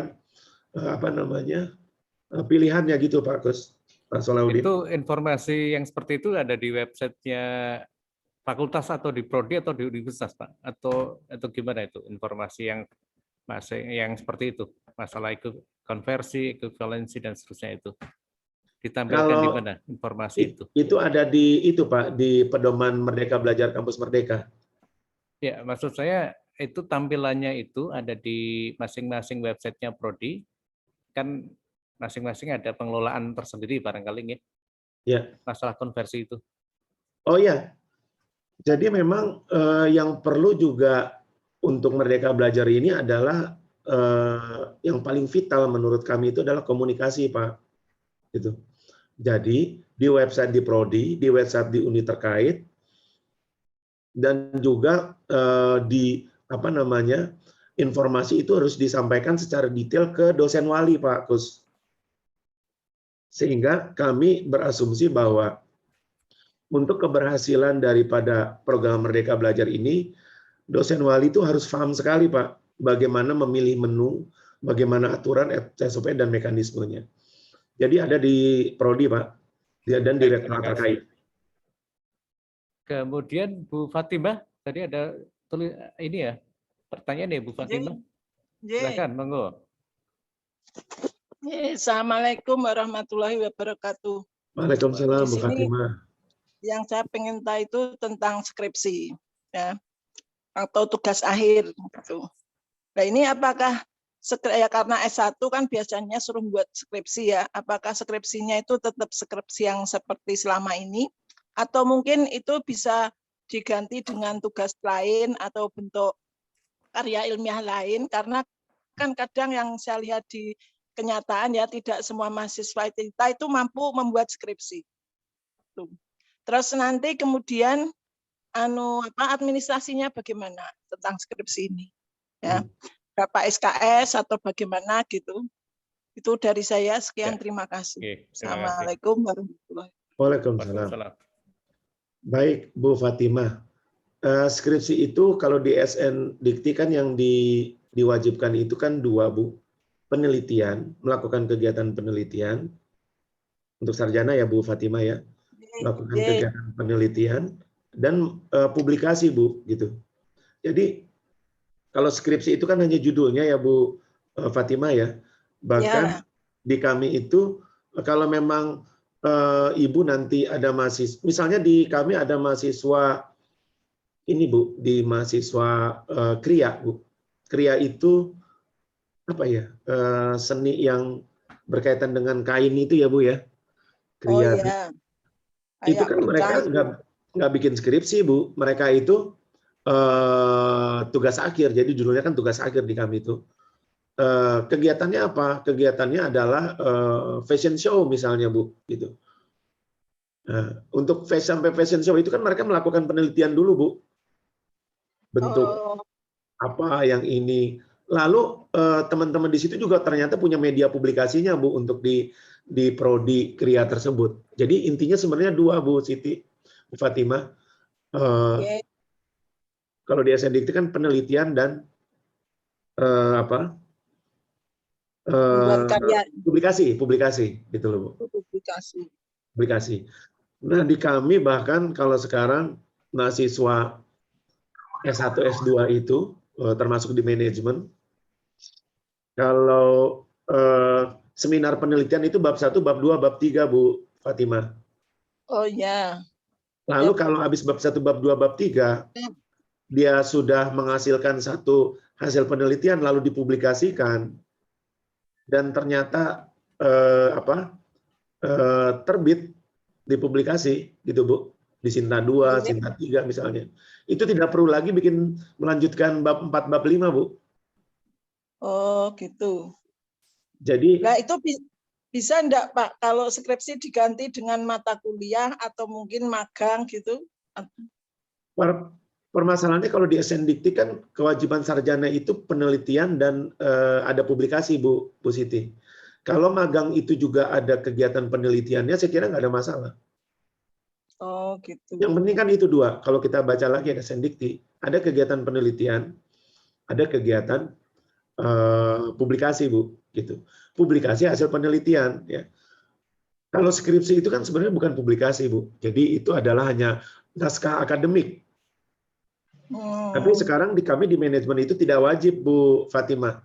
Jadi tadi kalau mahasiswa seminar penelitian bab 1, bab 2, bab 3 kan, Bu? Ya. Terus mereka melakukan penelitian, keluar hasilnya, lalu langsung bikin jurnal yang cuma 10-15 halaman gitu ya, Bu ya? Kalau itu sudah terpublish, nggak usah lanjut. Nggak usah bikin naskah skripsi bab 4, bab 5, Bu. Jadi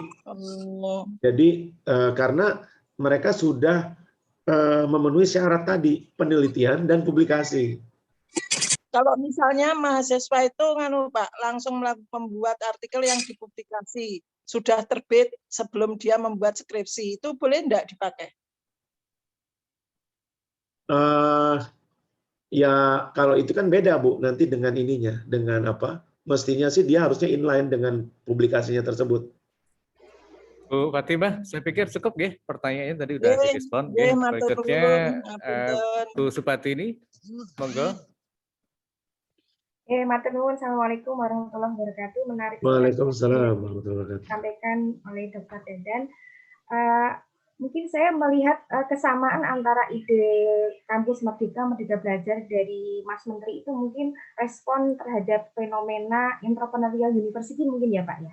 Iya, salah satu. Jadi mungkin kita sudah lama sebenarnya di fenomena ini, cuma di Indonesia mungkin belum akselerasinya itu belum cepat gitu. Nah, jadi saya melihat mungkin dari aspek ini, Pak, mungkin manajemen perubahan. Ya, jadi kan ini kita dipaksa berubah gitu ya. Jadi universitas dipaksa berubah dan berubahnya itu harus cepat gitu. Ya, saya melihat bagaimana Telkom yaitu mempunyai pengalaman di dalam merubah ini, atau mungkin karena Telkom itu universitas baru sehingga malah diuntungkan karena sebagai universitas baru sehingga dia bisa semua SDM-nya, sistemnya itu cepat untuk bisa menangkap perubahan ini. Nah, ini bagaimana strategi mungkin yang bisa disarankan oleh Pak Dadan untuk kami sehingga kami juga bisa cepat untuk bisa beradaptasi dengan ini, karena kan ini juga tidak hanya secara teknis ya, Pak, ini kan juga perubahan budaya gitu, jadi misalnya itu nggak mudah. Jadi mungkin perpaduan top down bottom up-nya itu nanti seperti apa untuk bisa kita tuh cepat sekali untuk bisa berlari seperti universitas yang lain gitu. Karena ini kami juga sebenarnya di universitas seperti masih wait and see gitu, seperti yang disampaikan Pak Dadan.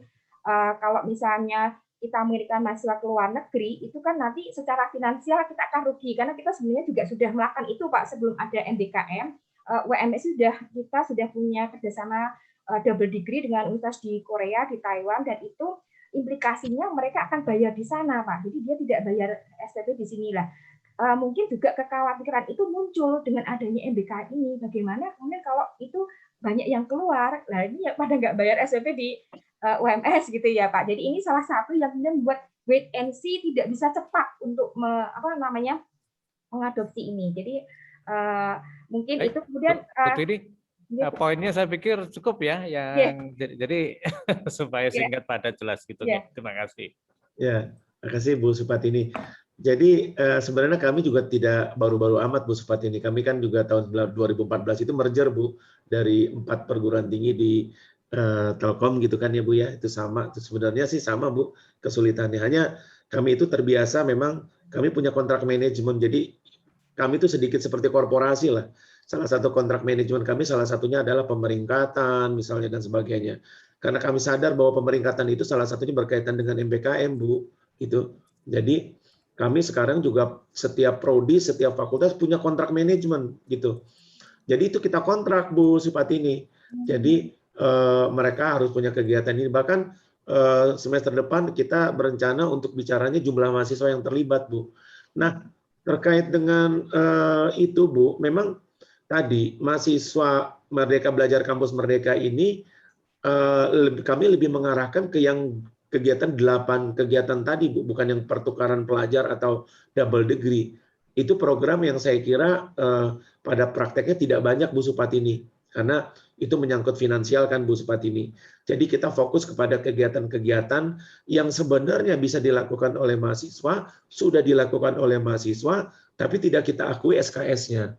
Misalnya mahasiswa sering ikut kegiatan, ikut lomba-lomba kontes.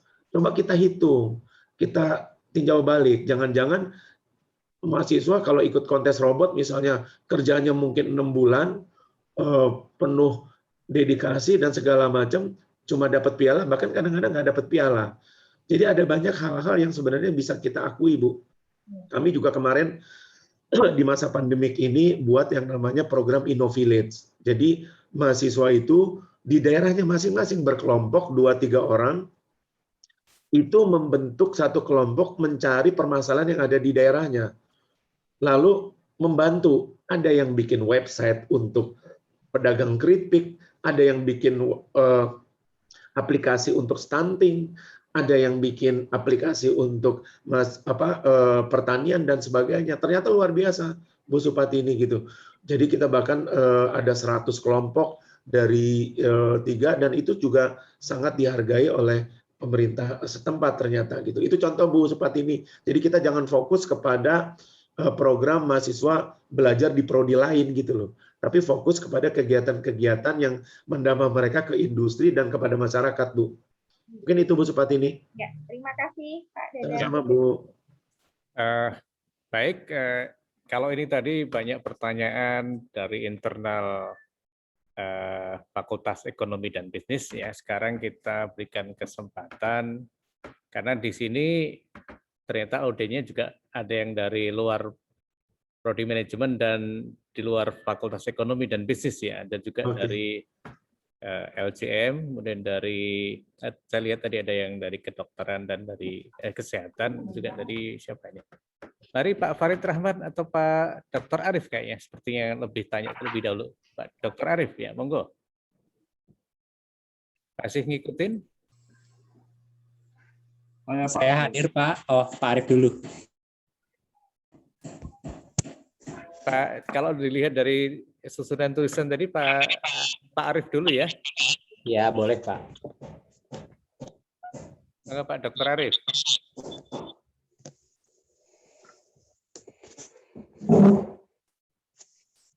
Kalau nggak ada respon, ya monggo Pak Farid Rahman. Boleh Pak. Sebentar Pak, ini sudah bisa Pak Ebron. Nanti setelah yang kita berikan kesempatan ke pihak tamu ini. Iya. Sudah bisa Pak? Ya. Ya baik. Bismillahirrahmanirrahim. Assalamualaikum warahmatullahi wabarakatuh. Saya Farid dari program studi fisioterapi. Mohon maaf ikut ke webinar ini. Oke. Ada beberapa pertanyaan. Pertanyaan itu terkait tadi ya. Yang pertama itu saya mendengar bahwa memang lebih baik dilibatkan ya dosen-dosen praktisi gitu untuk biar mahasiswa itu untuk mengenal on-field lah istilahnya. Dan kebetulan kalau fisioterapi memang vokasi ya istilahnya itu keterampilan juga, sehingga saya rasa dosen praktis itu penting. Nah pertanyaannya adalah apakah kualifikasi dari dosen praktisi tersebut persyaratannya apakah sama seperti pada saat memang dosen biasa mengajar gitu, misalnya minimal S2, terus kesesuaiannya juga sama atau bagaimana? Jikapun tidak, bagaimana bentuknya? Apakah seperti kuliah tamu biasa atau dia include sebagai tim dalam mata kuliah yang mungkin hanya beberapa kali mengisi yang dikoordinatori oleh dosen di program studi. Kemudian pertanyaan saya yang kedua adalah, saya belum paham tadi Pak dengan statement yang penyesuaian per orang itu maksudnya gimana ya? Yang sebaiknya dihindari tadi itu kata-katanya. Cuma saya belum menangkap gitu maksudnya. Begitu Pak dari saya, mungkin semoga bisa ditangkap apa yang saya maksud. Ya, terima kasih Pak Farid Ahmad. Monggo Prof. Dadan. Ya, baik. Terima kasih Pak Farid dari Prodi Fisioterapi ya Pak. Jadi keterlibatan dosen di industri kan memang bisa macam-macam ya. Bisa sebagai dosen tamu ya Pak ya, guest lecture gitu, studium general katakanlah. Atau juga bisa masuk ke dalam tim teaching Pak. Jadi tim teaching mungkin 2-3 pertemuan katakanlah diberikan kepada dosen tamu tadi gitu Pak. Nah, apakah mau dikapitalisasi menjadi dosen internal? Boleh saja Pak, kalau nanti dia mau daftar bikin NIDK misalnya, NUPK misalnya gitu, silakan saja Pak. Tapi kan ini menyangkut masalah SDM juga Pak, remunerasi dan sebagainya gitu loh. Tapi kalau yang paling aman sih memang tim teaching jadi seperti dosen tamu. Perlakuannya seperti dosen luar biasa kalau di kami, Pak. Di kami juga ada yang namanya dosen profesional, Pak. Jadi dari industri itu yang masih bekerja, kita berikan itu, tapi memang remunerasinya juga terbatas lah, Pak. Nah, terkait dengan apa tadi, dengan kualifikasi, sebenarnya kalau untuk dosen di industri tidak melihat kualifikasi dari degree, Pak, tapi lebih kepada skill-nya gitu. Jadi saya kira ini biasanya mungkin kalau standarnya katakanlah 1 level di bawah gitu Pak misalnya. Itu masih memungkinkan. Jadi karena yang kita cari dari industri itu, dosen di industri itu adalah bukan bukan theoretical konsep atau framework-nya Pak, tapi justru adalah skill-nya yang kita ambil. Saya kira mungkin itu Pak Farid. Iya, ya, baik. Satu lagi ya. Itu yang penyesuaian orang per orang itu Pak. Tadi iya, betul. Ada penyesuaian orang per orang tadi ya. Jadi gini Pak, bisa membayangkan kalau ada mata kuliah tertentu Merdeka Belajar katakanlah, kalau itu tidak ada di dalam menu di prodi, maka mahasiswa akan daftar sendiri-sendiri kan Pak. Lalu dibuat mata kuliah tawar katakanlah. Itu kenapa kami juga membuat koordinasi yang masif gitu loh antara Direktorat Akademik, unit terkait dalam penyelenggaraan MBKM ini, supaya ketika di awal semester ketika kita akan menyelenggarakan Merdeka Belajar itu, setiap prodi udah tahu ada mata kuliah ini Merdeka Belajar, lalu di prodi ini dikonversi menjadi mata kuliah A, di prodi lain dikonversi menjadi mata kuliah B, atau mata kuliah itu langsung dijadi mata kuliah tawar di prodi tadi gitu Pak. Pada intinya adalah supaya tadi Pak kalau tidak ada mekanisme credit earning yang jelas antara kegiatan Merdeka Belajar tadi, nanti akan rumit sekali kita seperti ngurus orang, maksud saya seperti itu Pak. Jadi kami mendorong, misalnya tadi saya sampaikan kami punya research center, namanya Research Center IoT. Mereka bikin kegiatan work ready program research untuk IoT. Mereka bikin mata kuliah. Nah, kadang-kadang mereka bikin mata kuliah itu ditawarkan kepada prodi-prodi yang terkait, Pak. Ya, misalnya elektro, informatika, sistem informasi, katakanlah. Nah, research center tadi membuat mata kuliah tawar, lalu itu diadop oleh prodi yang memang memberikan mata kuliah tadi untuk pilihan mata kuliah tadi kepada mahasiswa, sehingga mahasiswa nanti bisa melihat ada pilihan mata kuliah tadi di ininya, di apa namanya, di sistem informasinya Pak Farid gitu. Jadi jangan sampai kegiatan Merdeka Belajar ini siapa ada kegiatan lalu kita cari mahasiswa yang mau lalu diinjekkan mata kuliah tawarnya. Itu yang tadi kita bisa bicaranya orang per orang gitu Pak Farid maksudnya Pak. Iya. Baik, saya pikir cukup ya dari Pak Farid Rahman. Terima kasih. Poinnya sudah ketangkep, jawabannya sudah pas sekali tadi. Berikutnya dari Pak Imron Rosadi ingin bertanya. Monggo Pak Imron. Saya ingin bertanya Pak Dadan Rahayu. Mangga Pak Imron. Jadi saya memahami bahwa yang namanya belajar Merdeka Belajar itu kan ada satu proses yang meliputi input, proses, outcome Pak ya. Ya. Saya khawatir mungkin bisa jadi prosesnya merdeka, tetapi kemudian output atau outcome tidak merdeka itu loh Pak. Mungkin kalau Telkom saya yakin bisa ya, karena memang Telkom itu memang secara sudah unggul dalam IT Pak ya. Jadi ketika nanti mahasiswa kemudian lulus, outcome-nya mereka ahli IT kan Pak, dan dia sesuai dengan pilihan dia kan gitu. Tetapi kalau misalnya kayak manajemen gitu ya, oke lah manajemen lah gitu. Itu mungkin secara prosesi dia merdeka, tetapi outcome-nya dia tidak merdeka untuk memilih pekerjaan yang dia inginkan Pak. Dan itu banyak sekali gitu. Nah untuk mendesain ini gimana Pak agar prosesnya juga merdeka. Nah output juga merdeka gitu loh Pak. Jadi gimana Pak itu? Baik, poinnya saya pikir sudah ketangkap ya. Iya, oke. Iya. Iya Pak Imron. Jadi Pak Imron ya, tadi kata kuncinya kan memberikan pilihan sesuai preferensinya Pak. Merdekanya di sana Pak.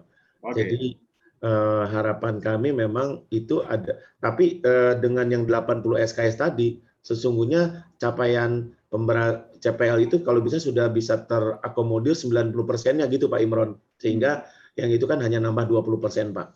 Ya mungkin tadi berkaitan dengan ketidakpastian industri di masa depan Pak Imron. Itu yang berkaitan dengan ketidakpastian industri di masa depan, semua orang juga sekarang bertanya-tanya Pak. Sekarang ada banyak ada banyak profesi nanti yang akan hilang Pak. Yang mohon maaf Pak, misalnya akuntansi dengan cloud gitu ya Pak ya, gitu ya. Orang sekarang semua otomasi, semua langsung masuk ke dalam sistem, langsung keluar gitu. Mungkin juga perlu kita tinjau bagaimana ini bisa mengakomodir perkembangan ke depan ya, gitu. Jadi saya kira esensinya tadi Pak, memang kita apakah hasilnya adalah merdeka, mungkin bukan itu, tapi bagaimana kita memberikan preferensi kepada mahasiswa ya, yang mudah-mudahan itu juga akan memberikan dampak buat mereka gitu sih Pak. Ya. Oke, bersyukur. Sama-sama Baik, Pak. tampaknya waktu kita tinggal sekitar 10 menit saja ya. Barangkali dari audien masih ada pertanyaan. Untuk saya berikan kesempatan kalau ada yang ingin bertanya. 1 atau 2 penanya. Izin Pak Uut. Oke Pak Triyono, monggo. Dr. Triyono. Assalamualaikum warahmatullahi wabarakatuh. Waalaikumsalam. Izin Pak Dadang ini sharing saja berkaitan dengan pengelolaan Merdeka Belajar, Kampus Merdeka. Ini juga sama Pak Dadang kaitannya mungkin nanti bisa sharing ke kami dari Utelkom. Beberapa waktu yang lalu kami pernah studi banding ke sana Bapak kaitannya dengan pengembangan IT. Kaitannya pengembangan IT untuk akademik. Nah ini nampaknya memang banyak sekali prodi itu sangat antusias untuk menjalankan Merdeka Belajar ini. Tapi sebenarnya di balik itu kan agak yang susah itu nanti kan pelaporannya ada di Pdidikti. Iya. Nah ini kebetulan kami ini mendapatkan hibah pengembangan sistem untuk pelaporan Merdeka Belajar.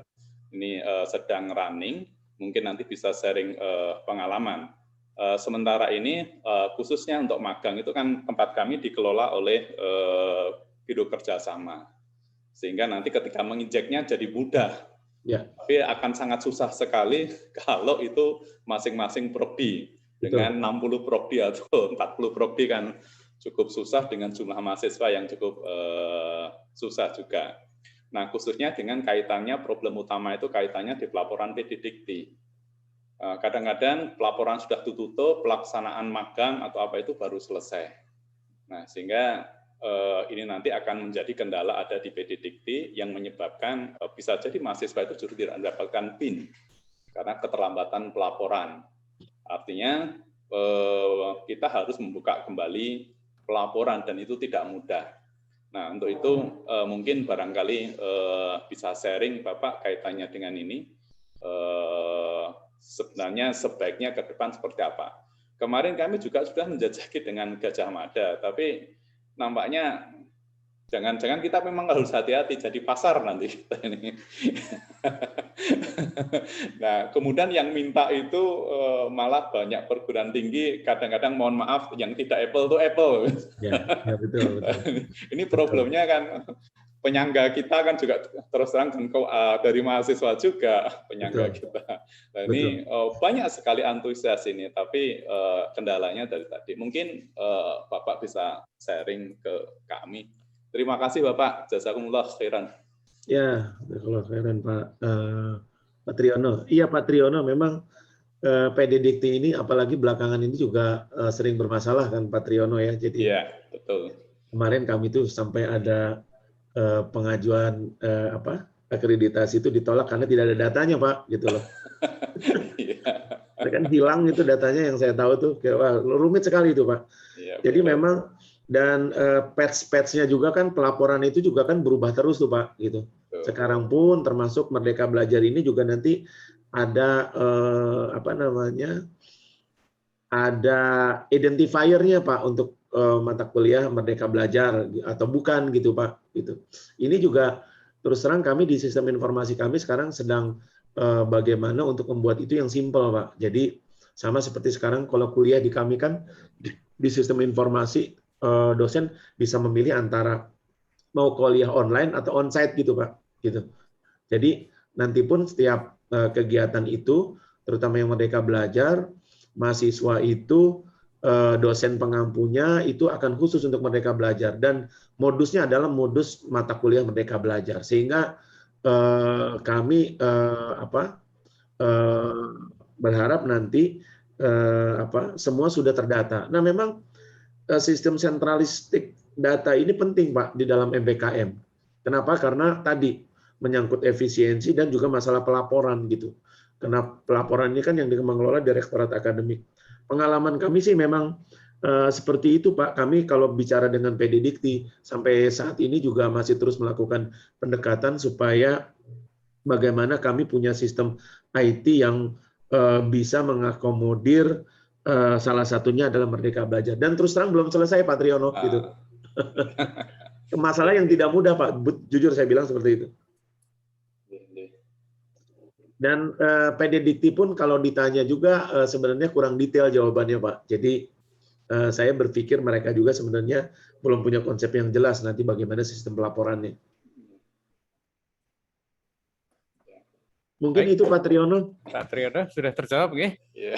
Terima kasih Bapak. Sama-sama Pak Triyono. Sekarang PDDikti untuk pemantauan ini, kami itu kan deg-degan dengan program studi yang ada di kami Bapak. Dengan data yang semacam inilah. Salah satunya kan juga MBKP kan juga harus dipertanyakan juga di sana. Betul, betul. Iya, mudah-mudahan lancar Pak. Amin, amin. Baik, Bapak dan Ibu sekalian yang kami hormati, tidak terasa hampir 2 jam ya kita menjalani webinar ini. Dan tadi presentasinya luar biasa, juga respon dari audiens juga luar biasa. Jadi kalau ini masih dibuka pertanyaan, saya yakin sampai zuhur nanti ya. Dan ternyata memang kompleksitas pelaksanaan implementasi MPKM ini juga sangat rumit atau istilahnya terkait dengan banyak hal ya, terkait dengan pihak internal sendiri, di prodi, di fakultas, di universitas, bahkan tadi Pak Triana juga mengkaitkannya dengan pihak eksternal ya. Kalau kita di internal sudah beres, ternyata ketika pelaksanaan atau pelaporan di eksternal ternyata sulit gitu ya. Masih panjang. Jadi memang banyak sekali PR yang harus kita selesaikan ya. Banyak sekali PR yang harus dikerjakan gitu ya. Tapi saya yakin apabila kita mulai dari sedikit demi sedikit ya, ada perubahan dalam cara kerja, cara berpikir, perspektif, kemudian pada akhirnya budaya kerja kita, budaya organisasi ini juga sudah nyetel istilahnya, saya yakin kita bisa mengimplementasikan Merdeka Belajar di kampus kita. Sehingga output atau istilahnya target kualifikasi lulusan itu bisa betul-betul sesuai dengan mutu yang diharapkan, ya, adaptif dan fleksibel. Saya pikir itu sedikit penutup ringkasan diskusi pada acara ini. Terima kasih sekali saya sampaikan ke Pak Dr. Dadan Rahardian atas inspirasi, pengalaman, sharing materi ya terkait dengan Merdeka Belajar ini. Dan saya juga terima kasih kepada para panitia, para peserta yang telah ikut antusias mengikuti kegiatan diskusi pada hari ini. Dan insya Allah bermanfaat bagi kita semua. Amin. Ya. Saya pikir cukup sekian. Saya moderator sekaligus mewakili Prodi Manajemen. Sekali lagi mengucapkan terima kasih kepada Prof. Dadan. Sama-sama. Ilmunya insya Allah sudah profesor. Amin. Terima kasih. Kami mohon maaf kalau ada yang kurang, Pak Gus. Kami mohon maaf apabila ada yang kurang dalam proses penyiapan dan proses seminar webinar pada kesempatan kali ini. Mudah-mudahan kita bisa bertemu di lain waktu. Saya pikir kita butuh support juga dari pihak eksternal seperti Prof. Dadan ini. Siap. Ya, mudah-mudahan kita bisa ketemu lagi. Amin. Untuk operator bisa nggak ini disetting supaya semuanya tampil gitu? Nanti ada sedikit capture dan kata terakhir. Pak Dadan dulu ketua Kaprodi MM kan ya? Betul Pak Farid. Iya, dulu kan pernah diajak makan di apa itu? Seafood apa itu? Di mana, Pak? Di Bandung, waktu Pak Dadan Kaprodi MM. Oh, mohon maaf saya agak memori saya suka ini Pak Farid. Karena Pak Dadan cuma sebentar jadi Kaprodi ya? Iya Pak. Diganti Bu Ratri ya? Setahun atau 2 tahun itu. 2 tahun Pak. Terus diganti Bu Ratri kan itu ya? Ratri betul. Untuk jatah saya sebagai moderator tampaknya sudah habis, saya kembalikan pada pembawa acara. Terima kasih. Terima kasih Pak. Iya, baik. Terima kasih Bapak. Alhamdulillah kita sudah sampai di penghujung acara. Alhamdulillah acara berjalan dengan lancar dan juga para Bapak dan Ibu dosen sudah mendapatkan materi dari Prof. Dadan ya. Baik, sebelum kita tutup acara pada siang hari ini, Bapak Ibu mohon bisa on cam semuanya ya. Nanti kita ada sesi foto terlebih dahulu. Silakan untuk Bapak Ibu di on cam. cam. Hadiah ya untuk yang paling bagus penampilannya. Ya, oke Prof. Senyum semua, senyum. Iya. Terbaik. Menampilkan gigi terbaik. Saya hitung ya Bapak Ibu ya. Siap. 1, 2, 3. Sekali lagi ya Bapak Ibu. 1, 2, 3. Oke, baik. Terima kasih Bapak Ibu. Saya selaku Master of Ceremony pada acara siang hari ini memohon maaf apabila dalam penyampaian acara ada salah-salah kata ataupun hal yang kurang berkenan di hati Bapak dan Ibu sekalian. Akhirnya salam. Wassalamualaikum warahmatullahi wabarakatuh. Waalaikumsalam. Waalaikumsalam. Nuhun Bapak Ibu, sampai ketemu. Kita bermanfaat. Amin. Mohon izin live ya. Ya. Terima kasih. Sama-sama. Terima kasih. Terima kasih Pak Dadang. Ya, bisa di lift. Bisa di. Pak Uud di mana ini posisi? Ini di ruang seminar. Oh, ruang seminar. Ya. Ya.